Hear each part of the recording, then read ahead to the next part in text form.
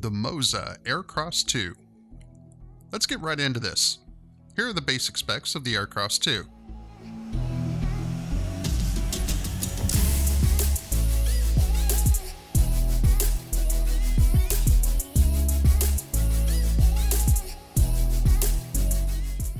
There are a lot of videos out there on the Aircross 2, so instead of regurgitating what's been said before, I just want to go over some of the features that stand out to me. I use this gimbal with my GH5S. It's a perfect fit, and in fact this gimbal can handle payloads up to about 7 pounds. Once you have things balanced up, you can go into the gimbal and have it auto-tune for your setup to make sure everything is working perfectly.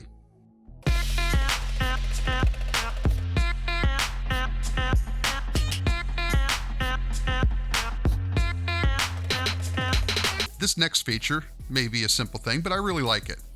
You can charge the Aircross 2 in one of two ways. Either hook up a USB-C cable to the gimbal with the battery installed, or you can remove the battery and plug a USB-C cable directly into the battery. I love that I don't need a separate charger for this simple process. And if you have a halfway decent charger, you can actually charge the battery in as little as 1.5 hours. In fact, I do that exactly with my 100-watt power delivery power bank.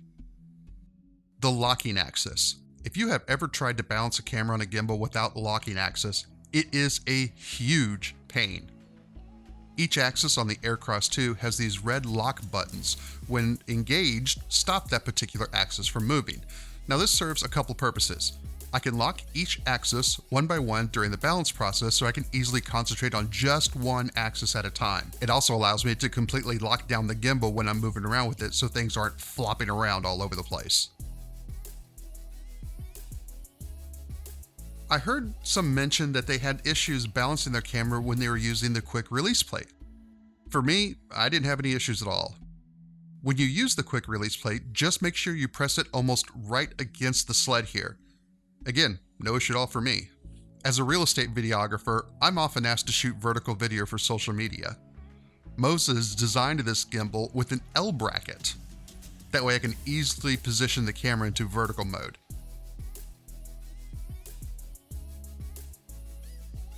I really like this feature, and it's not something I've seen on many other gimbals.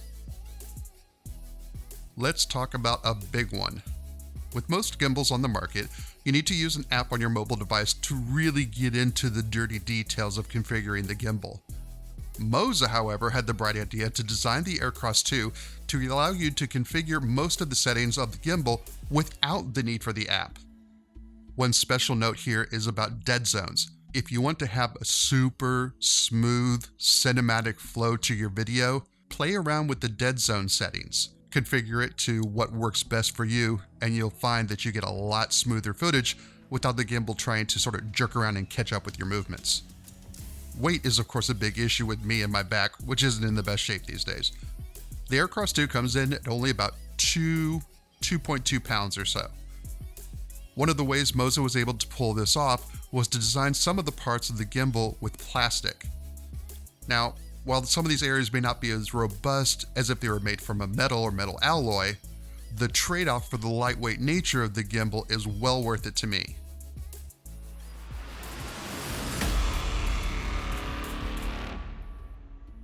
Yes, this works like a champ, and you can even change some of the settings again right on the gimbal. In addition to the standard mode, you've also got an FPV mode, which allows for fluid 360-degree movement. And then of course there's also the sport mode, which just allows you to move around super quick with the gimbal. There is one particular feature on this gimbal that I think is just the coolest thing. It's called Mimic Mode. You open the app on your mobile device, enable Mimic Mode, and you can control the movement of the gimbal with your device. You can control how sensitive that movement is as well. Now I've seen this on some other gimbals, but I think Moza has by far the best implementation of this feature. I mean, look at how responsive this thing can be. Let me show you how smooth a footage you can get with this gimbal. No, I'm not going to do that. In fact, here's the honest truth. You can get smooth shots with just about any modern gimbal on the market right now. Just practice. Yep. Just practice with your gimbal and you will get smooth footage on almost any modern gimbal. What the real deciding factor should be in choosing a gimbal is, does the gimbal have the features you need to help you tell your stories? And of course, there's the cost. For me, the Aircross 2 has the various features I need, like the option to shoot vertical video and that full control of the gimbal without having to get out my phone. Plus, buying this isn't going to require me to take out a second mortgage on my house. I hope this review was helpful. Thanks for watching, and I'll see you in the next one.